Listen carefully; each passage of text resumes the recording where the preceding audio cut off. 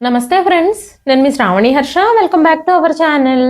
ఇవాళ మన కథ నేను సవతి తల్లిని కాదు. కథని చివరి వరకు వినండి. నచ్చితే కనుక ఖచ్చితంగా తప్పకుండా ఒక్క లైక్ చేయండి. ఈ కథ పైన మీ విలువైన స్పందనని కామెంట్ రూపంలో మాకు తెలియజేయండి. కొత్తవారు ఎవరైనా చూస్తున్నట్లయితే మన ఛానల్ని సబ్స్క్రైబ్ చేసుకోండి. అంతేకాకుండా యూట్యూబ్లో కొత్తగా వస్తున్న హైప్ ఆప్షన్ని క్లిక్ చేసి హై పాయింట్స్ ఇవ్వడం మాత్రం అస్సలు మర్చిపోకండి. మీరు ఇచ్చే లైక్లు, షేర్లు, కామెంట్లు, ఇంకా ఈ హై పాయింట్స్ అనేవి మరెన్నో మంచి మంచి కథల్ని మీకు చదివి వినిపించడానికి నాకు ఎంతగానో ప్రోత్సాహాన్ని ఇస్తాయండి. మరైతే ఇప్పుడు మనం కథలోకి వెళ్ళిపోదాము. చిన్న వయసులోనే పెళ్ళంటే ఏమిటో తెలియని వయసులోనే పెళ్లి జరిగింది. పెళ్లి జరిగిన కొద్ది రోజులకే భర్త చనిపోయి చిన్న పిల్లగా ఉన్నప్పుడే వితంతువుగా మారి ఎలాంటి అచ్చట ముచ్చట లేని మోడు లాంటి జీవితం గడుపుతున్న తన జీవితంలోకి రెండో పెళ్లి రూపంలో చిన్న వెలుగు వచ్చింది. కానీ ఆ ఇంట్లో ఎవ్వరూ తనని అర్థం చేసుకోకుండా సవతి తల్లి అని, సవతి ప్రేమ చూపిస్తుంది అని అవమానిస్తూ సూటిపోటి మాటలతో నిత్యం వేధిస్తూ ఉండేవారు.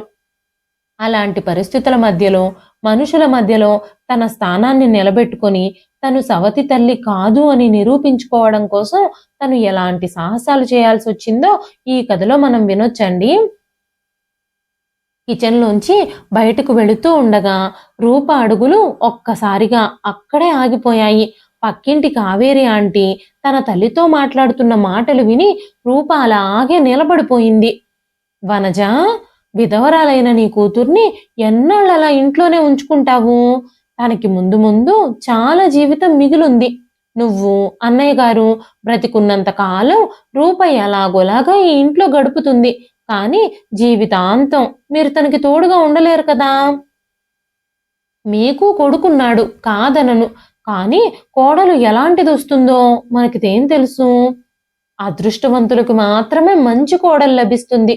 మీ రూప అంత అదృష్టవంతురాలైతే పాపం తన తలరాతలో ఈ వైదవ్యం రాసి పెట్టుండేదే కాదు. ఈ విషయాలన్నీ కాదులే, కానీ నేను డైరెక్ట్గా పాయింట్లోకే వచ్చేస్తున్నాను. నాకు తెలిసిన వాళ్ళ దగ్గర నుంచి ఒక సంబంధం వచ్చింది. పెళ్ళైన 6 ఏళ్లకి భార్య చనిపోయింది. 5 ఏళ్ల కూతురు కూడా ఉంది. ఈ సంబంధం గనక మీకు నచ్చితే మీ రూపకి ఆ అబ్బాయినిచ్చి పెళ్లి చేసేద్దాం అంది కావేరి ఆంటీ. వెంటనే రూప తల్లి వనజ గారు, ఇంత పెద్ద బాధ్యత తను ఎలా నిర్వర్తించగలుగుతుంది? 5 ఏళ్ల కూతురు కూడా ఉందంటున్నారు మీరు. నా కూతురు ఆ బిడ్డకి తల్లిగా మారగలుగుతుందా? వేరే వాళ్ళ బిడ్డకి తల్లి అవ్వాలని ఎవ్వరూ కోరుకోరు కదా. అనగానే కావేరి గారు, నువ్వు ఆ విషయం గురించి అస్సలు ఆలోచించొద్దు. భర్త పోయిన ఒక ఆడదానికి మళ్ళీ పెళ్ళంటే మన సమాజంలో అది సాధారణ విషయమేమీ కాదు. ఒక మగాడు భార్య పోతే వృద్ధాప్యంలో అయినా సరే పెళ్లి చేసేసుకుంటాడు. కానీ ఒక ఆడదానికి వైధవ్యం అనే ముద్ర పడింది అంటే ఆమె తన జీవితంలో సర్వస్వము కోల్పోతుంది. తన పరిస్థితికి తనే కారణం అన్నట్టుగా జనాలందరూ తనని నిందిస్తారు. అంతేకాకుండా చాలా మంది మగాళ్ళు తనని చెడు దృష్టితో చూస్తారు. అలాంటి పరిస్థితుల్లో మీ కూతురికి నువ్వు, అన్నయ్య ఎన్నాళ్ళని ఒక కవచంలా ఉంటారు. ఈ పెళ్లి కనుక చేసేస్తే ఒక బిడ్డకి తల్లిగా, ఒక వ్యక్తికి భార్యగా తను గౌరవంగా బ్రతుకుతుంది. కొన్నాళ్ళు సర్దుకుంటే తను మెల్లిమెల్లిగా ఇంట్లో వాళ్ళందరి అభిమానాన్ని పొందుతుంది. ఆలోచించు, మన రూప చాలా మంచిది. అందర్నీ తన వాళ్ళుగా చేసేసుకుంటుంది. మీరు దాని గురించి అంతలా దిగులు పడాల్సిన పనేమీ లేదు. ఆ అబ్బాయికి కూడా 30 ఏళ్ళు అంతే. 3 ఏళ్ల క్రితం భార్య చనిపోయింది. 5 ఏళ్ల కూతురుంది. ఇన్ని రోజులు ఆ అబ్బాయి తల్లి ఆ పాపని చూసుకుంది. కానీ ఇప్పుడు తను కూడా వృద్ధాప్యంతో అనారోగ్యం పాలవుతూ ఉంది. ఇప్పుడు ఆ ఇంట్లో ఒక స్త్రీ ఉండడం వాళ్ళకి చాలా ముఖ్యం. అందుకే ఆవిడ కొడుకుకి రెండో పెళ్లి చేసుకోవడానికి ఎంతగానో బ్రతిమాలి ఒప్పించింది అని చెప్పారు కావేరి గారు. కావేరి ఆంటీ గొంతులో తన పట్ల కనిపించే ఆదరణ నిజమో అబద్ధమో రూపకి అర్థం కావడం లేదు. వాళ్ళంతా కోరుకున్నప్పటికీ కావేరి ఆంటీ అభిప్రాయాలతో వనజ గారు ఏకీభవించకుండా ఉండలేకపోయారు. రూపకి చిన్నప్పుడే బాల్య వివాహం జరిగింది. పెళ్ళైన కొద్ది రోజులకే తన భర్త చనిపోయాడు. ఒక బాల వితంతువుకి మళ్ళీ పెళ్లి జరగబోతోంది. తన జీవితంలో సంతోషం రాబోతోంది అనే సంతోషం కన్నా ఆ కుటుంబంలో భయమే ఎక్కువ కనిపిస్తుంది. ఈ పెళ్ళైతే సవతి తల్లి అనే చీకటి నీడ తనని వెంటాడుతుందేమోనని అందరూ ఆలోచిస్తున్నారు. ఏది ఏమైనా ఆ ఇంట్లో పెళ్లి ఏర్పాట్లు మొదలయ్యాయి. కానీ పెళ్లి ఇంట్లో ఉండే సందడి, ఉత్కంఠ, ఉత్సాహము లేకుండా పోయాయి. రూప కళ్ళల్లోకి తల్లిదండ్రులిద్దరూ సూటిగా చూడలేకపోతున్నారు. ఏర్పాట్లన్నీ ప్రశాంతంగా జరుగుతున్నాయి. రూపని చూసిన వాళ్ళందరి కళ్ళల్లోనూ రూపకి జాలి మాత్రమే కనిపిస్తుంది. తల్లి కళ్ళల్లో అపరాధ భావం చూస్తూ ఉన్నప్పుడు రూప తన తల్లితో పునర్వివాహం నేరమేమీ కాదు అని చెప్పాలి అని అనుకుంది. కానీ తను చెప్పలేకపోతోంది. చిన్నప్పటి నుంచి ఇప్పటి వరకు రూప తల్లిదండ్రులకి తనకి మధ్యలో ఉన్న దూరాన్ని మార్చలేకపోయింది. కన్న తల్లికి తన మనసులో ఉన్న కల్లోలాన్ని చెప్పలేకపోయింది. తన తల్లి కూడా రూపని చాలా ప్రేమిస్తుంది. కానీ ఆమెతో ఎప్పుడూ మనసు విప్పి మాట్లాడలేదు. 5, 6 ఏళ్లుగా ఆ ఇంట్లో తల్లిదండ్రుల చాటున ఉంటున్న రూప ఇప్పుడు ఒక 5 ఏళ్ల బిడ్డకి తల్లి కాబోతోంది. కన్న తల్లి ఒక బిడ్డకి ప్రతీదీ నేర్పిస్తుంది. తన పెంపకంలో క్రమక్రమంగా తన బిడ్డకు విలువలు, మంచి లక్షణాలు నేర్పిస్తుంది. ప్రేమ, ఆప్యాయత, శ్రద్ధలతో ఒక బిడ్డను పెంచుతుంది. అయితే ఇదంతా చేసే అవకాశం తనకి రావచ్చు, రాకపోవచ్చు. ఎవరో నాటిన మొక్కకి ఇప్పుడు రూప యజమానిరాలుగా మారాల్సి వచ్చింది. రూప తన మనసులోనే, తన భావాలతోనే ఒక పెద్ద పోరాటమే చేస్తోంది. కళ్ళల్లో రంగుల కలలతో పెళ్లి కూతురుగా మారి రాత్రికి రాత్రే దూరమైన తన సంబంధాన్ని దాటేసి నిన్న మొన్నటి వరకు ఒక నష్ట జాతకురాల్లా పుట్టింట్లో మిగిలిపోయిన తను ఇప్పుడు భార్యగా, తల్లిగా బాధ్యతలు తీసుకోవడానికి కొత్త బంధంలోకి అడుగు పెడుతుంది. ఈ విషయానికి రూపకి సంతోషం కంటే ఎక్కువ భయంగానే ఉంది. తన జాతకంలో ఉన్న దోషాన్ని తొలగించుకోవడానికి తనకి మరొక్క అవకాశం దొరికింది. తను తన ఇంటి గౌరవాన్ని కాపాడుకోవడానికి ఎన్నో సూచనలు, సలహాలు, కన్నీళ్లు, ఆశీర్వాదాల మధ్యలో రూప ఆ ఇంట్లో అందరికీ వీడ్కోలు పలికింది. అత్తగారి ఇంట్లో అడుగుపెట్టింది. అత్తగారింట్లో అడుగుపెట్టిన మొదటి రోజు అత్తగారు మీనాక్షి గారు రూపతో, "అమ్మ రూప, ఇక నుంచి ఈ ఇంటిని నువ్వే చూసుకోవాలి. ఈ రోజు నుంచి ఈ ఇంటి బాధ్యత అంతా నీకు అప్పగిస్తున్నాను. ఆ భగవంతుడు నన్ను ఎప్పుడు తన దగ్గరకు పిలుచుకుంటాడో నాకు తెలియదు. నా కొడుకుకు మళ్ళీ పెళ్లి చేసుకోవాలని ఈ 3 ఏళ్లలో అనుకోలేదు. కానీ తల్లి లేని బిడ్డను పెంచడం చాలా కష్టం. అందుకే చాలా బ్రతిమాలాక వాడి పెళ్లికి ఒప్పుకున్నాడు. ఇప్పుడు ఆ బిడ్డ బాధ్యత, నా కొడుకు బాధ్యత పూర్తిగా నువ్వు తీసుకుంటావని నాకు నమ్మకం ఉంది. నా కొడుకుకి, నా మనవరాలికి నువ్వు ఎలాంటి ఇబ్బందిని కలగనివ్వొద్దు" అని చెప్పిన అత్తగారి మాటలకి రూపకి కొంచెం ధైర్యం వచ్చింది. తన మనసులోని భయాందోళనలన్నీ కాస్త సర్దుమణిగాయి. మెల్లగా తల ఊపింది రూప. "మీ ఆశీర్వాదంతో ఎవ్వరికీ ఎలాంటి సమస్య రాకుండా నా సాయశక్తులా ప్రయత్నిస్తాను అత్తయ్య గారు" అంటూ అత్తగారితో చెప్పింది రూప. మీనాక్షి గారి ప్రేమతో కూడిన మాటలు విని రూప చాలా సంతోషించింది. మనసులో తనకి చాలా ఆనందంగా అనిపించింది. నవ్వుతూ బయటకు వెళ్ళింది. రాత్రి కావస్తున్న కొద్దీ టెన్షన్తో రూప గుండె చప్పుడు పెరుగుతూ వచ్చింది. సుమన్ రాగానే మొదటగా చేసే పని తన కూతురు అంజలి గురించి మాట్లాడడమే. తనని జాగ్రత్తగా చూసుకోమని చెప్తాడు. అంతకంటే ఏం మాట్లాడతాడు? నేనిప్పుడు ఏం మాట్లాడినా అతనికి ఏం అర్థం అవుతుంది? నేను అంజలిని కన్న తల్లిలా చూసుకుంటాను అంటే ఒక్క మాటతో తను నన్ను నమ్ముతాడా? ఇప్పుడు నేను మాట్లాడాల్సిన అవసరమే లేదు. కాలమే అన్నింటికీ సమాధానం చెబుతుంది. నేను అంజలిని ఎలా చూసుకుంటానో స్వయంగా ఆయన కళ్ళతో ఆయనే చూసి ఆయన అర్థం చేసుకుంటే అంతే చాలు అనుకుంటూనే పెళ్లి హడావిడిలో చాలా అలసిపోయిన రూప అలాగే నిద్రపోయింది. ఉదయం రూప తన కబ్బోర్డులో బట్టలు సర్దుకుంటూ ఉన్నప్పుడు వెనక నుంచి ఎవరో వచ్చి నిలబడ్డట్టుగా తనకు అనిపించింది. వెంటనే రూప చేస్తున్న పని ఆపేసి వెనక్కి తిరిగి చూసింది. వెనక్కి తిరిగి చూసేసరికి ఒక చిన్న పాప స్కూల్ యూనిఫామ్ వేసుకుని చెదిరిపోయిన జుట్టుతో, చేతిలో దువ్వెనతో భయం భయంగా అక్కడే నిలబడుంది. అంజలి భయం భయంగా రూప వైపు చూస్తూ ఉంది. కానీ తను లోపలికి మాత్రం రావడం లేదు. ఏమీ మాట్లాడడం లేదు. రూప కబ్బోర్డ్ని మూసేస్తూ, "లోపలికి రా అంజలి, అక్కడే నిలబడ్డావెందుకు? నువ్వు నాతో ఎందుకు మాట్లాడడం లేదు? నువ్వు నాతో ఫ్రీగా ఉండొచ్చు" అని చెప్పగానే అంజలి మెల్లగా లోపలికొచ్చి మంచం దగ్గర నిశ్శబ్దంగా నుంచుంది. రూపకు అర్థమైంది తను జడ వేయించుకోవడానికే వచ్చింది అని. కానీ తను మాట్లాడుతుందో లేదో చూడాలని తను బిజీగా ఉన్నట్టుగా ఏదో ఒక పని చేస్తూ, బెడ్‌షీట్ సర్దుతూ, కాసేపు టేబుల్ శుభ్రం చేస్తూ, పనిలో ఉన్నట్టుగా నటిస్తుంది. కానీ అంజలి తల వంచుకొని మౌనంగానే నిలబడుంది. తను ఏమీ మాట్లాడడం లేదు. అప్పుడు రూప, "నాతో నీకేదైనా పనుందా? నువ్వు నాతో ఏమైనా మాట్లాడాలి అని అనుకుంటున్నావా?" అని అంజలిని అడగగానే, అంజలి కొంచెం భయం భయంగా, "ఆంటీ, నాకు తల దువ్వుతారా?" అంటూ అడిగింది. "సరే, నా దగ్గర నువ్వేమీ భయపడాల్సిన పనేమీ లేదు. రా, నేను నిన్ను స్కూలుకి వెళ్ళడానికి రెడీ చేస్తాను. నేను నీకు తల దువ్వుతాను" అంటూ అంజలిని ప్రేమగా పట్టుకొని కుర్చీలో కూర్చోబెడుతూ చెప్పింది రూప. అంజలికి జడలల్లిన తర్వాత రూప అంజలిని గమనించినప్పుడు తన బుగ్గలంతా పొడి పొడిగా అయిపోయున్నాయి. చర్మమంతా పొడిబారిపోయుంది. రూప వెంటనే వ్యాజ్‌లిన్ తీసి ముఖాలకి, చేతులకి, తన పెదవులకి మసాజ్ చేసి స్కూల్‌కి రెడీ చేసి పంపించింది. రూప చూపించిన ఆప్యాయతకి అంజలి చాలా సంతోషించింది. కానీ చిన్నతనం అవ్వడం వల్ల తనతో ఏమీ మాట్లాడలేకపోయింది. కానీ తన ముఖంలో కాస్త మార్పు కనిపించింది. ఆ రోజు నుంచి రోజు అంజలి వచ్చి రూప దగ్గర మౌనంగా నిలబడేది. మొదట్లో రూప లోపలికి రమ్మని పిలిచే వరకు తలుపు దగ్గరే నిలబడుండేది.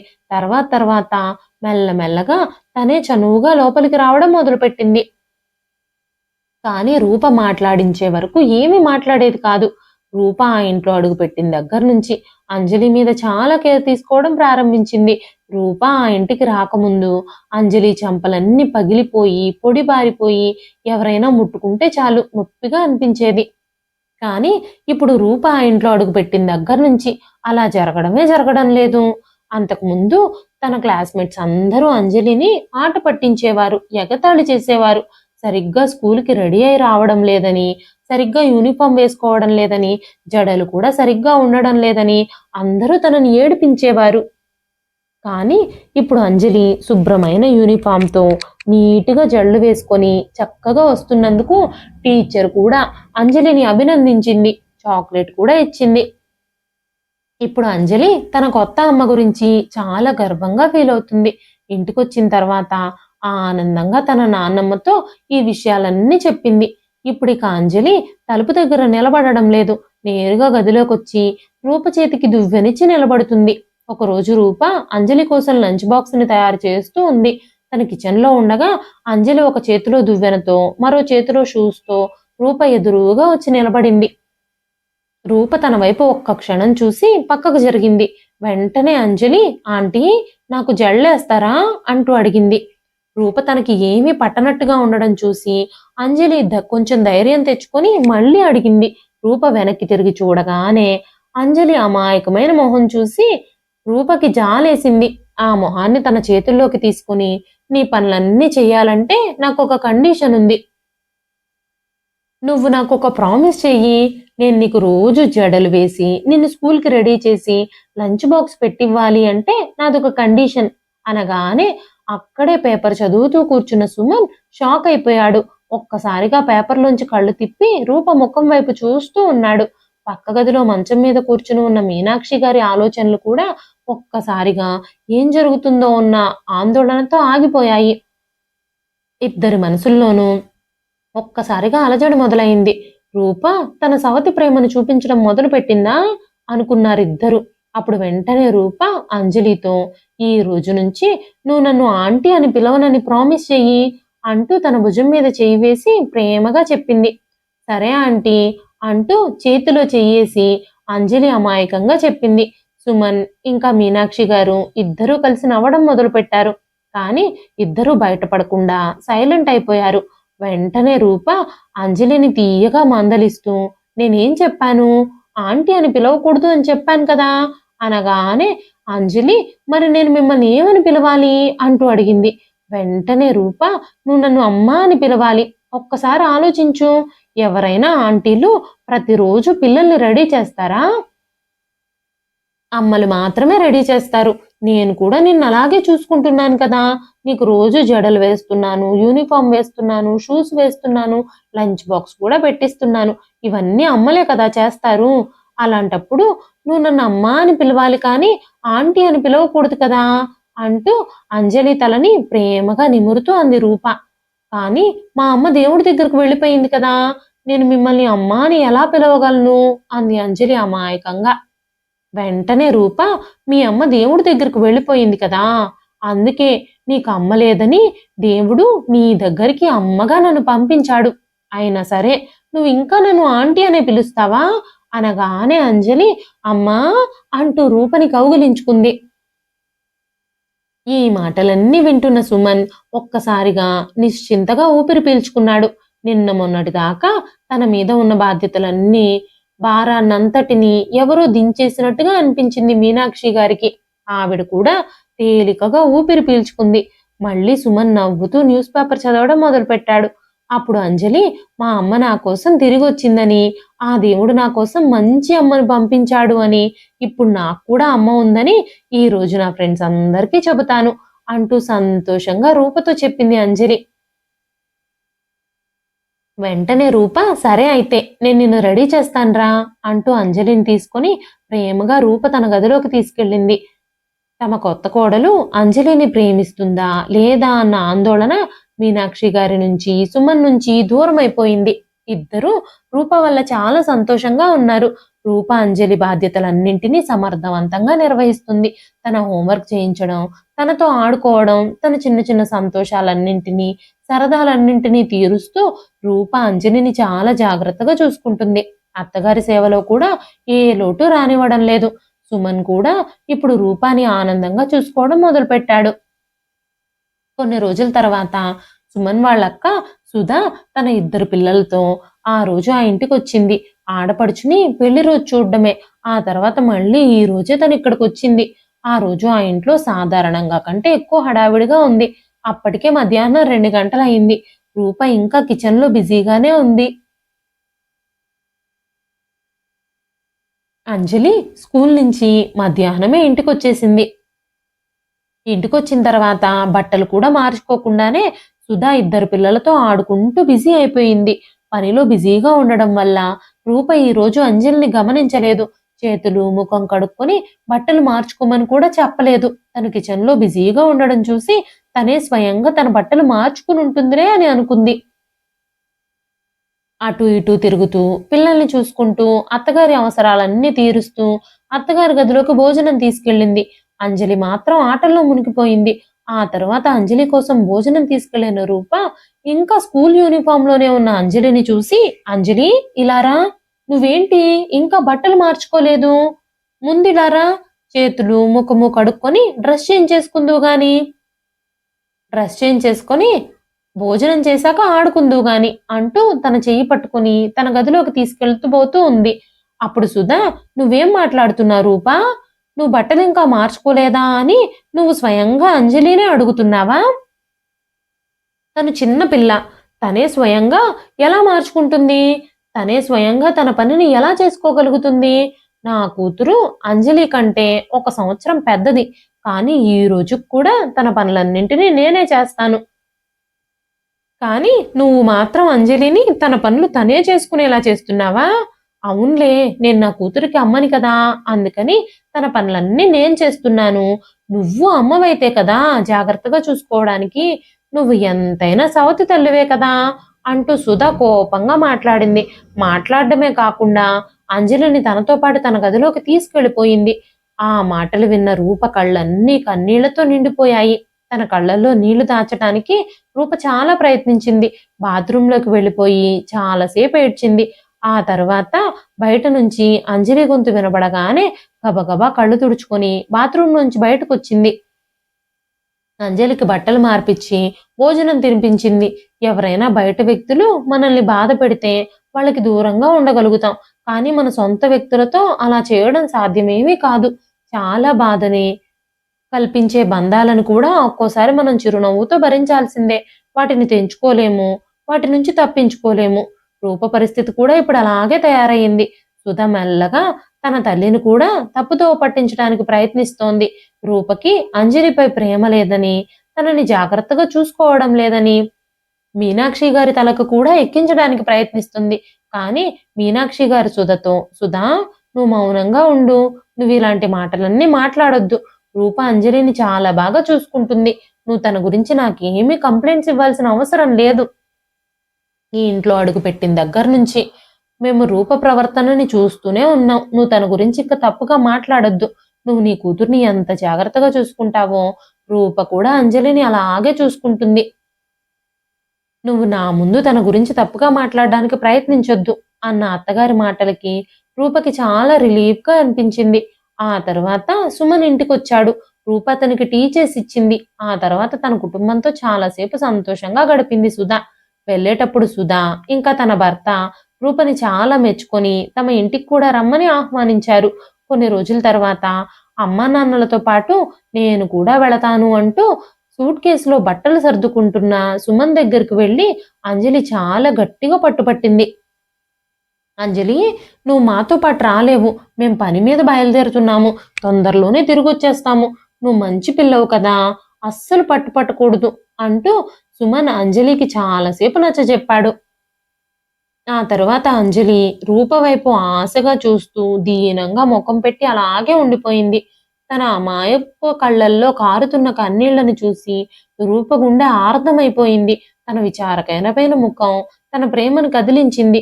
తల్లిదండ్రులు ఎక్కడికో వెళుతున్నారని తెలియగానే తమ వెంట వెళ్లాలని పట్టుపట్టింది అంజలి. ఆఫీస్ పని మీద సుమన్ 2 రోజులు ఢిల్లీ వెళ్లాల్సొచ్చింది. ఆ విషయం తెలుసుకుని మీనాక్షి గారు రూపని కూడా తనతో పాటు తీసుకెళ్లమని, ఒక వారం రోజులు సరదాగా అలా గడిపి రమ్మని, ఆఫీస్ పని పూర్తి చేసుకున్న తర్వాత ఒక వారం ఎక్కడికైనా వెళ్ళమని, ఎలాగో పెళ్లి తర్వాత మీరిద్దరూ ఎక్కడికి వెళ్ళలేదు కదా! దీనికోసం ఆఫీస్ నుంచి సెలవు కూడా తీసుకోవాల్సిన అవసరం ఉండదు. ఒకేసారి 2 పనులు అయిపోతాయి అని చెప్పగానే సుమన్ కూడా తల్లి సలహాని అంగీకరించాడు. తన 2 రోజుల ట్రిప్‌ని వారానికి పొడిగించాడు. 2 రోజుల్లో ఆఫీస్ వర్క్ కంప్లీట్ చేసేసి రూపతో జాలీగా గడపాలని ప్లాన్ చేసుకున్నాడు. అయితే ఈ విషయం వినగానే రూప మనం లేకుండా అంజలి ఎలా ఉండగలుగుతుంది? తనను కూడా మన వెంట తీసుకెళదాం. అత్తయ్య గారు అంజలిని ఎలా చూసుకుంటారు? ఆవిడకి ఆరోగ్యం అంతంత మాత్రంగా ఉంది అనగానే సుమన్ ఇప్పటి వరకు అంజలిని మా అమ్మే కదా చూసుకుంది. మా అమ్మ జాగ్రత్తగానే చూసుకుంటుందిలే. నువ్వేమీ బాధపడొద్దు అంటూ రూపని ఒప్పించడానికి ప్రయత్నించాడు. కానీ రూపకి అంజలి మొహం చూస్తే తనని వదిలి వెళ్ళాలి అని అనిపించలేదు. సుమన్ని ఎలాగైనా ఒప్పించాలని హాల్లోకొచ్చి చూసింది. సుమన్ కల్పించలేదు. వెంటనే అత్తగారి గదిలోకి వెళ్ళి, "అత్తయ్య గారు, మీరే ఎలాగైనా మీ అబ్బాయిని ఒప్పించండి. అంజలి చాలా ఏడుస్తుంది. మేం లేకుండా తను ఉండలేదు. తనని కూడా మాతో పాటు తీసుకెళతాం" అనగానే మీనాక్షి గారు, "నువ్వేం భయపడకమ్మా. తనిప్పుడు అలాగే ఏడుస్తుంది. కాసేపటికి మళ్ళీ నార్మల్ అయిపోతుంది. నా దగ్గర తనకు అలవాటే కదా! తనని నేను జాగ్రత్తగానే చూసుకుంటానులే" అని చెప్పినప్పుడు రూప, "లేదత్తయ్య గారు, అంజలి లేకుండా నేను ఉండలేను. సరే, మీ అబ్బాయిని ఈసారి ఒక్కడినే వెళ్ళి రానివ్వండి. మేమందరం కలిసి మరోసారి వెళతాం. అంజలి రాకుండా నేనొక్కదాన్నే వెళ్ళలేను" అంటూ చెప్పింది. అప్పటికే సుమన్ ముగ్గురూ వెళ్ళడానికి అన్ని ఏర్పాట్లు చేసేశాడు. ఆ మాటలు విని సుమన్ కూడా చాలా సంతోషించాడు. అంజలి ఆనందంగా ఇల్లంతా తిరుగుతుంది. రూప, సుమన్ ఇంకా అంజలి కలిసి వారం రోజులు ట్రిప్‌కి వెళ్ళి సరదాగా గడపడానికి అన్ని ఏర్పాట్లు జరుగుతున్నాయి. ఆ తర్వాత రోజు అంజలి స్కూల్ నుంచి వస్తూనే, "నానమ్మ, సవతి తల్లి అంటే ఏంటి?" అంటూ మీనాక్షి గారిని అడిగింది. ఒక్కసారి కిచెన్‌లో వంట పనిలో ఉన్న రూపాకి ఆ మాటలు విని ఒక్కసారిగా ఎవరో తన గుండెలపై బలమైన చాకుతో గుచ్చినట్టుగా అనిపించింది. వెంటనే మీనాక్షి గారు, "నీకీ పదం ఎవరు చెప్పారు? ఇవన్నీ ఎక్కడి నుంచి నేర్చుకుంటున్నావు నువ్వు?" అంటూ అంజలిని తిట్టారు. వెంటనే అంజలి, "నాకు మొన్న మన ఇంటికి అత్తయ్య, మావయ్య వచ్చారు కదా! వాళ్ళిద్దరే చెప్పారు" అంటూ స్పష్టంగా చెప్పేసింది. "వాళ్ళేం చెప్పారు?" అంటూ అడిగారు మీనాక్షి గారు. "సవతి తల్లి అంటే చెడ్డ తల్లి అని చెప్పారు. ఆమె ఎప్పుడూ పిల్లల్ని ప్రేమించదట. తల్లి కానే కాలేదట. మా అమ్మ సవతి తల్లి కాదు కదా!" అంటూ అంజలి తన నాన్నమ్మని అడిగింది. వెంటనే మీనాక్షి గారు, "మీ అమ్మ నన్ను ఎలా ఇష్టపడుతుందో నీకు తెలుసు కదా! మీ అమ్మ నిన్నెంత ప్రేమిస్తుంది" అని అంజలిని అడగగానే, "మా అమ్మ చాలా మంచిది. నన్ను చాలా ప్రేమిస్తుంది. నన్ను వదిలి నాన్నతో కలిసి ట్రిప్పుకి కూడా వెళ్ళలేదు. నన్ను కూడా తనతో తీసుకెళ్ళడానికి నాన్నను ఒప్పించింది. మా అమ్మ చాలా స్వీట్ అమ్మ" అని అమాయకంగా చెప్పింది అంజలి.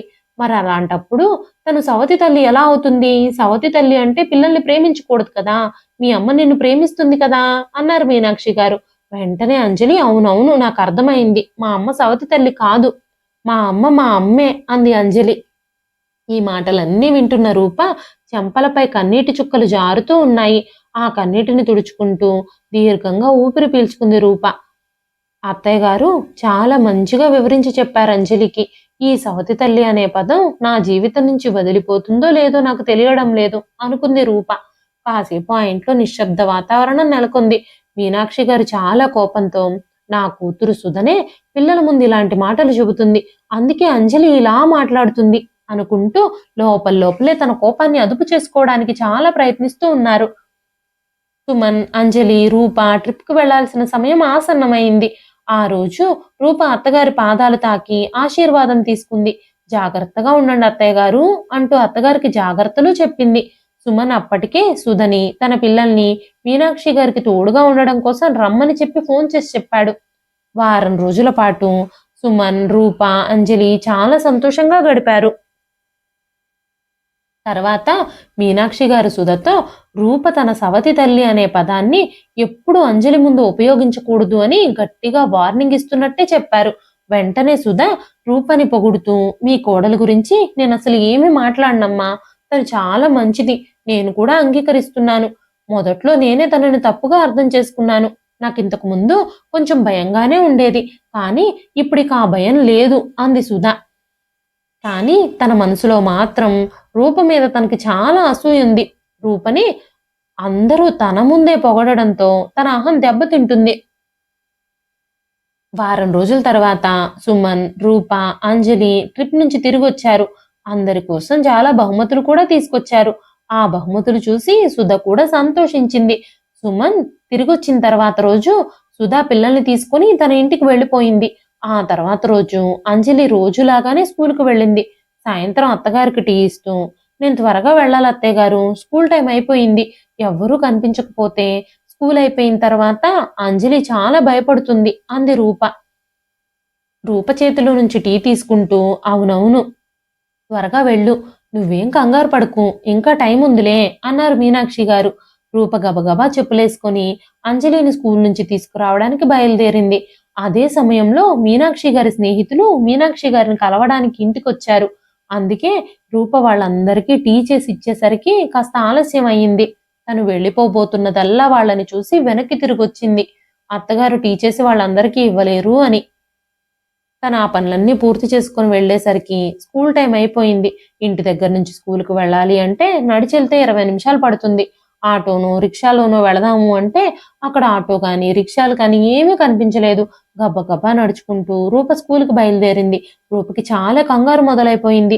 ఈ పాటికి అంజలి ఏడుస్తూ ఉండుంటుంది. అక్కడ ఎవ్వరూ కనిపించక నా కోసం ఎవ్వరూ రాలేదు అని భయపడుతుందేమో.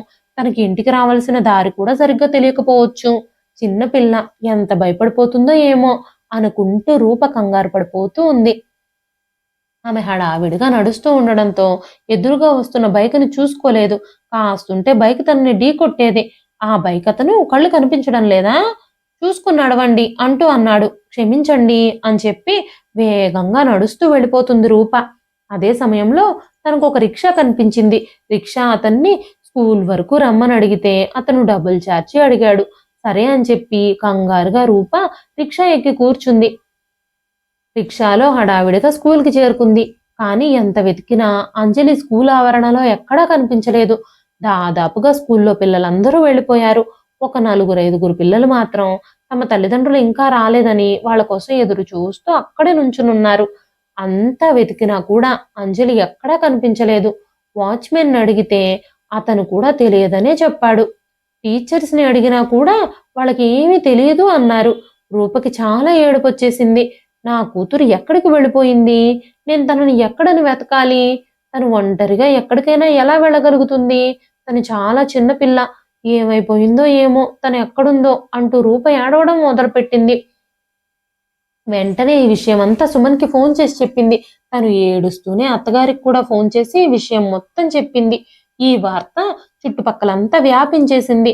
స్కూల్ నుంచి ఇంటికి వెళ్ళే మార్గాలన్నీ వెతికినా కూడా అంజలి ఎక్కడా కనిపించలేదు. రూప చాలా కంగారు పడిపోయింది. తనని తానే నిందించుకోవడం మొదలుపెట్టింది. నేను సమయానికి స్కూల్‌కి వచ్చినట్టయితే నా బిడ్డ అక్కడే ఉండుండేది. ఇలా జరుగుండేదే కాదు. నేనే ఆలస్యం చేశాను అని చాలా బాధపడడం మొదలుపెట్టింది. పోలీసులకు కూడా కంప్లైంట్ ఇచ్చారు. ఆ రోజు రాత్రి కూడా గడిచిపోయింది. కానీ అంజలి ఆచూకీ దొరకనే లేదు. అంజలి కనిపించలేదు అన్న షాక్‌లో మీనాక్షి గారి ఆరోగ్యం చాలా దెబ్బతింది. సుధా తన్ని జాగ్రత్తగా చూసుకోవడానికి తనతో పాటే ఉంది. చుట్టుపక్కల వాళ్ళందరూ ఇంటి దగ్గర గుమికూడారు. ఒక్కొక్కళ్ళు ఒక్కొక్క విధంగా వెతికినా కూడా అంజలి ఎక్కడా కనిపించలేదు. రాత్రెప్పుడు గడిచిపోయిందో, సూర్యుడెప్పుడు ఉదయించాడో ఎవ్వరికీ తెలియదు. ఉదయం రూప అత్తగారికి మందులివ్వడానికి వెళ్ళగానే సుధా విసురుగా తన చేతిలో నుంచి మందులు, మంచినీళ్ళ గ్లాసుని విసురుగా లాక్కుంది. తన వైఖరి చూసి మీనాక్షి గారు కూడా ఏమీ మాట్లాడలేదు. ఆ విషయాలన్నీ రూపకి చాలా బాధ కలిగించాయి. అందరి కళ్ళు రూపని అనుమానంతో చూస్తున్నాయి. రాత్రి నుంచి సుమన్ కూడా తనతో ఒక్క మాట కూడా మాట్లాడలేదు. నిన్నటి వరకు తన మీద ఎంతో ప్రేమ చూపించిన కుటుంబం ఈ రోజు తనని పరాయిదాన్లా చూస్తున్నారు. వెంటనే రూప తన గదిలోకొచ్చి తన తల్లికి ఫోన్ చేసి చాలా ఏడ్చింది. వెంటనే వనజ గారు కూతురికి ధైర్యం చెప్పారు. అంజలి తప్పకుండా దొరుకుతుందమ్మా, నువ్వేమీ భయపడకు అంటూ ఏడుస్తున్న రూపాన్ని చాలా ఓదార్చారు. అమ్మా, నా కూతురికి ఏమైనా జరిగితే నేను చచ్చిపోతాను, తను లేకుండా నేను జీవించలేను అంటూ రూప ఏడుస్తుంది. ఎవ్వరి దగ్గర ఎలాంటి సమాధానము లేదు. అప్పుడే హాల్లో ఫోన్ రింగ్ అవుతుంది. వెంటనే రూప హాల్ వైపు పరిగెత్తింది.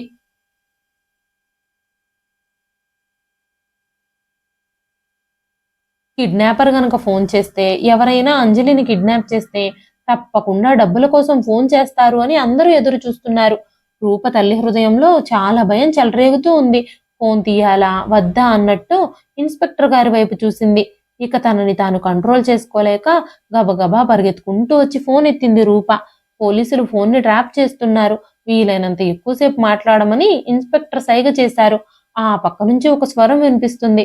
మీ కూతురు నా దగ్గరే ఉంది అంటూ ఆ కిడ్నాపర్ చెప్పగానే రూప వెంటనే ఏడుస్తూ, నా కూతుర్ని వదిలేయండి, మీకేం కావాలంటే అది ఇస్తాను, నా బిడ్డని వదిలేయండి అంటూ వెక్కి వెక్కి ఏడవడం మొదలుపెట్టింది. సుమన్ వెంటనే రూప చేతిలో నుంచి ఫోన్ తీసుకున్నాడు. హలో అనగానే ఆ పక్క నుంచి కాల్ డిస్కనెక్ట్ అయిపోయింది. కిడ్నాపర్ చాలా తెలివైనవాడు. లొకేషన్ దొరకకుండా ఫోన్ని డిస్కనెక్ట్ చేసేశాడు అన్నారు ఇన్స్పెక్టర్ గారు. సుమన్ రూప వైపు చూస్తూ తనని పట్టుకుని గదిలోకి తీసుకెళ్లాడు. మంచం మీద కూర్చోబెట్టి, ఇప్పటికే అమ్మ ఆరోగ్యం బాగోలేదు. ఇప్పుడిక నువ్వు కూడా నీ ఆరోగ్యాన్ని పాడు చేసుకుంటావా ఏమిటి? నిన్ను నువ్వు జాగ్రత్తగా చూసుకో. అందరూ అంజలి కోసం వెతుకుతున్నారు. తను తప్పకుండా దొరుకుతుంది. నా కూతురికి ఏమీ జరగదు అన్నాడు. ఆ మాటలు వినగానే రూపని ఎవరో లాగిపెట్టి చెంపదెబ్బ కొట్టినట్టు అనిపించింది. మీ కూతురా? అంటే తను నా కూతురు కాదా? మీ ఉద్దేశం ఏమిటి? నేనేం తప్పు చేశాను? ఎందుకు మీరందరూ నన్ను అలాగ వేరు చేసి చూస్తున్నారు? నా కూతురు కిడ్నాప్‌కి గురయింది. ఆ విషయం తెలిసిన దగ్గర నుంచి నా మనసంతా తల్లడిల్లిపోతుంది. నిన్నటి నుంచి నేనెంత వేదన పడుతున్నానో నాకే తెలుసు అంటూ ఏడుస్తూ చెప్పింది రూప. సుమన్ ఏ సమాధానము చెప్పకుండానే అక్కడి నుంచి వెళ్ళిపోయాడు. రూప ఏడుస్తూ అక్కడే కూర్చుండిపోయింది. చాలాసేపు ఏడ్చిన తర్వాత రూపకి ఒక్కసారిగా తన సిక్స్త్ సెన్స్ ఒక విషయం చెప్పింది. ఫోన్ లిఫ్ట్ చేయగానే తన కూతుర్ని కిడ్నాప్ చేశాము అంటూ ఆ కిడ్నాపర్ చెప్పాడు. నేనే తన తల్లిని అని ఆ కిడ్నాపర్‌కి ఎలా తెలిసింది? అతని గొంతు కూడా నాకు బాగా పరిచయం ఉన్నట్టుగానే అనిపిస్తుంది అని ఆలోచించడం మొదలుపెట్టింది. అతను చాలా పరిచయం ఉన్న వ్యక్తే అయ్యుండాలి నాకు. నా గొంతు వినగానే నేనే అంజలి తల్లిని అని గుర్తుపట్టాడు తను. తను ఎవరై ఉంటారు అనుకుంటూ ఆ గొంతుని నేను ఎక్కడ విన్నానా అని ఆలోచించడం మొదలుపెట్టింది. కానీ తనకేమీ గుర్తుకు రావడం లేదు. కిడ్నాపర్ 50,00,000 డిమాండ్ చేయడంతో ఆ 50,00,000 ఏర్పాటు చేసే పనిలో పడ్డాడు సుమన్. అప్పుడే హఠాత్తుగా సుధా సుమన్ దగ్గరకొచ్చి, రూప ఇంట్లో ఎక్కడా కనిపించడం లేదు. ఇల్లంతా వెతికాను. తను ఎక్కడికి వెళ్ళిపోయిందో తెలియడం లేదు అంటూ చెప్పింది. వెంటనే సుమన్ కంగారు పడుతూ రూపకి ఫోన్ చేద్దామని చూసేసరికి రూప ఫోన్ నుంచి 2 మిస్డ్ కాల్స్ తన ఫోన్‌లో ఉన్నాయి. తిరిగి వెంటనే కాల్ చేశాడు. అవతల వైపు నుంచి వేరే వ్యక్తి గొంతు వినబడింది. సుమన్ భయంతో వణికిపోయాడు. నమస్కారం, నేను ఇన్స్పెక్టర్ని. నేను మిస్టర్ సుమన్‌తో మాట్లాడాలి అనగానే నేనే సుమన్‌ని అన్నాడు సుమన్. మీ భార్య సిటీ హాస్పిటల్‌లో ఐసీయూలో ఉంది. మీరు త్వరగా రండి. తన పరిస్థితి చాలా విషమంగా ఉంది అని చెప్పగానే సుమన్ చేతిలోని ఫోను అనుకోకుండానే జారిపోయింది. తను ఒక్కసారిగా చాలా కంగారు పడిపోయాడు. వెంటనే సుధా భర్త సుమన్ని పట్టుకొని సోఫాలో కూర్చోబెట్టాడు. ఫోన్లో తను విన్న మాటలన్నింటి గురించి కుటుంబ సభ్యులందరితో చెప్పాడు సుమన్. సుధా, తన భర్త, సుమన్, తన బంధువులందరూ కలిసి ఆస్పత్రికి చేరుకున్నారు. ఐసీయూ వైపు వెళుతున్నప్పుడు సుమన్ కాళ్ళు వణుకుతూ ఉన్నాయి. ఒక్కసారిగా అక్కడ అంజలిని చూడగానే సుమన్ అడుగులు అక్కడే ఆగిపోయాయి. అంజలి అక్కడ బెంచ్ మీద కూర్చొని ఏడుస్తూ ఉంది. సుమన్ని చూడగానే అంజలి పరిగెత్తుకుంటూ వచ్చి కౌగిలించుకొని పెద్ద పెద్దగా ఏడవడం మొదలుపెట్టింది. నాన్న, అమ్మకి ఏమైనా జరిగితే నేను అస్సలు తట్టుకోలేను. అమ్మకి చూడండి ఏం జరిగిందో, మీరే డాక్టర్కి చెప్పండి, అమ్మని ఎలాగైనా కాపాడమని అంటూ ఏడుస్తుంది అంజలి. మీ అమ్మకి ఏమీ జరగదమ్మా అంటూ అంజలిని రూప తల్లికి అప్పగించి ఇన్స్పెక్టర్తో మాట్లాడడానికి వెళ్ళాడు సుమన్. లోపల డాక్టర్లందరూ రూపకి ఆపరేషన్ చేసి తన రక్తస్రావాన్ని ఆపడానికి ప్రయత్నిస్తున్నారు. ఇన్స్పెక్టర్ మొత్తం విషయాన్ని సుమన్తో చెప్పాడు. ఆ కిడ్నాపర్ గొంతు విన్న తర్వాత రూపకి అనుమానం వచ్చిందని, ఆ కిడ్నాపర్ గొంతు తమ పక్క వీధిలో ఉన్న విమల ఆంటీ వాళ్ళ పైన పెంట్ హౌస్ లో ఉంటున్న సురేష్ది అని రూపకి అనుమానం వచ్చి వెంటనే ఇన్స్పెక్టర్ గారికి ఫోన్ చేసి హెల్ప్ చేయమని అడిగింది. రూప తన ఇంటి మొదటి అంతస్తు కిటికీలోంచి సురేష్ని మౌనంగా అబ్జర్వ్ చేస్తూ ఉండిపోయింది. అతను ఇంటి నుంచి బయటకు వెళ్ళగానే ఇన్స్పెక్టర్కి ఫోన్ చేసి సురేష్ ఇంట్లోనూ లేడు, ఇంటి నుంచి బయటకు వెళ్ళిపోయాడు అంటూ పోలీసులకి సమాచారం అందించింది. ఇన్స్పెక్టర్ వెంటనే స్టేషన్ నుంచి అక్కడికి బయలుదేరి వస్తూ ఉన్నాడు. అప్పుడే రూప నిశ్శబ్దంగా విమల ఆంటీ వాళ్ళ ఇంటికి వెళ్ళి సురేష్ గది తలుపులు తీసి లోపలంతా చూడడం ప్రారంభించింది. కానీ అక్కడ ఏమీ కనిపించలేదు. ఆ తర్వాత తనకి గుర్తుకొచ్చింది, విమల ఆంటీ వాళ్ళు తీర్థయాత్రలకు వెళ్లారు, 20 రోజుల వరకు తిరిగి రారు అని. అందుకే సురేష్ అంజలిని విమల ఆంటీ వాళ్ళ ఇంట్లోనే దాచిపెట్టుండుంటాడేమో అని అనుమానం వచ్చింది రూపకి. వెంటనే రూప విమల ఆంటీ వాళ్ళ ఇంటి తాళాలు పగలగొట్టడానికి, లోపలికి వెళ్ళడానికి ప్రయత్నం చేయడం మొదలుపెట్టింది. ఎలాగోలాగా తాళం పగలగొట్టి లోపలికి వెళ్ళింది రూప. అప్పుడే స్టోర్ రూమ్ నుంచి ఏదో చప్పుడు వినిపించింది. కానీ స్టోర్ రూమ్ లాక్ చేసుంది. ఇల్లంతా చీకటిగా ఉంది. మెల్లగా తలుపు తట్టి చూసింది. లోపల నుంచి ఎలాంటి శబ్దమూ రాలేదు. రూప తిరిగి వెళ్ళిపోతూ ఉన్నప్పుడు మళ్ళీ ఏదో పడిపోయిన శబ్దం వచ్చింది. లోపల ఎవరో ఉన్నారని భావించిన రూప ధైర్యం తెచ్చుకొని ఇన్స్పెక్టర్కి ఫోన్ చేసి అక్కడికి తొందరగా రమ్మని చెప్పింది. బయట నుంచి ఒక రాయి తీసుకొచ్చి తాళం పగలగొట్టడం ప్రారంభించింది. చాలాసేపు కష్టపడిన తర్వాత తాళం పగిలిపోయింది. తలుపు తీసుకొని లోపలికి వెళ్లి చూసేసరికి రూప కాళ్ళ కింద నేల జారిపోయింది. అంజలి ఎదురుగా ఉన్న కుర్చీలో కట్టేసి నోటికి గుడ్డలు కుక్కేసి ఉంది. 2 చేతులు కుర్చీ చేతులకి, 2 కాళ్ళు కుర్చీ కాళ్ళకి కట్టేసి ఉంచారు. కళ్ళల్లోంచి కన్నీళ్లు కారుతూనే ఉన్నాయి. మొహం మాత్రమే కాదు, తన జుట్టు కూడా చెమటతో తడిసిపోయింది. 2 రోజుల నుంచి అక్కడ అలా కట్టేసి ఉండడం వల్ల తను నీరసంతో మొహమంతా పీక్కుపోయింది. ఏదో ఒక శబ్దం చేసి తను ఇక్కడుంది అన్న విషయాన్ని రూపకు తెలియజేయడానికి అంజలి చాలా కష్టపడింది. అంజలిని అలాంటి దయనీయమైన పరిస్థితుల్లో చూసిన రూప రక్తం ఉడికిపోయింది. వెంటనే ఆ కట్లన్నింటినీ విప్పి అంజలిని తన గుండెలకి హత్తుకుంది రూప. అంజలి గట్టిగా ఏడవడం మొదలుపెట్టింది. తనని ఎవరైనా ఎత్తుకుపోతారేమోనన్న భయంతో తన తల్లిని అంటిపెట్టుకునే ఉంది. తన తల్లి మెడ చుట్టూ చేతులు వేసి కౌగిలించుకుంది. అప్పుడే బయట నుంచి అడుగుల శబ్దం వినిపించింది. ఇన్స్పెక్టర్ వచ్చుంటారు అనుకున్న రూప అంజలిని తీసుకుని బయటకొచ్చింది. కానీ ఎదురుగా సురేష్ని చూడగానే తన అడుగులు అక్కడే ఆగిపోయాయి. తన కాళ్ళు వణకడం మొదలయ్యాయి. కోపంతో రూప అంజలికి ఏమైనా హాని జరుగుతుందేమో అన్న భయంతో సురేష్తో, నువ్వు చేసింది సరైంది కాదు అంటూ గట్టిగా గర్జిస్తున్నట్టుగా, నువ్విక్కడి నుంచి వెంటనే వెళ్ళిపో, కనీసం ప్రాణాలతో అయినా మిగులుతావు, లేదంటే నేను నిన్ను ఊరికే వదిలిపెట్టను అంటూ వార్నింగ్ ఇచ్చింది. సురేష్ గొంతు వినగానే అంజలి భయపడిపోతూ రూపని ఇంకా గట్టిగా కౌగిలించుకుంది. వెంటనే సురేష్, నాకు డబ్బు మాత్రమే కావాలి, డబ్బులొచ్చే వరకు మిమ్మల్ని ఇద్దరిని ఇక్కడి నుంచి వెళ్ళనివ్వను అంటూ రూపని అంజలిని ఇద్దరిని కట్టేయడానికి అటువైపుగా వెళ్ళాడు. ఆగు సురేష్, నీకస్సలు ఇది మంచిది కాదు, డబ్బు సంగతి మర్చిపో, నిన్ను నువ్వు రక్షించుకోవాలి అనుకుంటే కనుక ఇక్కడి నుంచి పారిపో అని సురేష్ని హెచ్చరించి గేటు వైపు వెళ్లడం మొదలుపెట్టింది రూప. కానీ సురేష్ కోపంతో ఒక ఇనపరాడు తీసుకుని రూప తల మీద కొట్టాడు. రూప ఒక పెద్ద కేక వేసి అక్కడే పడిపోయింది. మళ్ళీ అతను రూప మీద దాడి చేయబోయాడు. అప్పుడే ఇన్స్పెక్టర్ బుల్లెట్ పేల్చాడు. ఆ బుల్లెట్ సురేష్ భుజానికి దిగింది. ఇన్స్పెక్టర్ అతన్ని అరెస్ట్ చేసి రూపని, సురేష్ని ఇద్దరిని హాస్పిటల్కి తరలించారు. జరిగిన విషయం అంతా తెలుసుకోగానే సుమన్ ఒళ్ళు జలతరించినట్టుగా అయింది. దేవుడా, నా రూపాన్ని రక్షించు, నా బిడ్డని మళ్ళీ తల్లి లేని దాన్ని చెయ్యొద్దు అంటూ పైకి చూస్తూ మనసులోనే దేవుణ్ణి ప్రార్థించడం మొదలుపెట్టాడు. వెంటనే సుమన్ తన తల్లికి ఫోన్ చేసి అంజలి దొరికింది అన్న విషయాన్ని మీనాక్షి గారితో చెప్పాడు. వెంటనే అదో మ్యాజిక్ చేసినట్టుగానే మీనాక్షి గారి ఆరోగ్యం నయమైపోయినట్టుగా అనిపించింది. వెంటనే తను ఆసుపత్రికి చేరుకుంది. ఆపరేషన్ సక్సెస్ అయిందని, రూప ప్రమాదం నుంచి బయటపడింది అని చెప్పగానే అందరూ ప్రశాంతంగా ఊపిరి పీల్చుకున్నారు. అందరి కళ్ళల్లోనూ పశ్చాత్తాపంతో కన్నీళ్లు తిరిగాయి. రూప స్పృహలోకి రాగానే రూప కళ్ళు మూసుకొని నేను సవతి తల్లిని కాదు, నేను సవతి తల్లిని కాదు అని కలవరిస్తోంది. నువ్వు కన్న తల్లిలాగానే అంజలిని ప్రేమించావు, కానీ మేమే నిన్ను తప్పుగా అర్థం చేసుకున్నాము అంటూ సుమన్ రూపకు క్షమాపణలు చెప్పాడు. మీనాక్షి గారు కూడా రూప 2 చేతులు పట్టుకుని కన్నీళ్లు పెట్టుకున్నారు. వెంటనే రూప, మీరు నాకంటే పెద్దవాళ్ళు, నాకు క్షమాపణలు చెప్పడం మంచిది కాదు అంటూ సుమన్ వైపు చూసింది. వెంటనే సుమన్ తన 2 చేతులతో 2 చెవులు పట్టుకొని చిన్న పిల్లాడిలాగా క్షమించమని అడుగుతున్నట్టుగా నిలబడ్డాడు.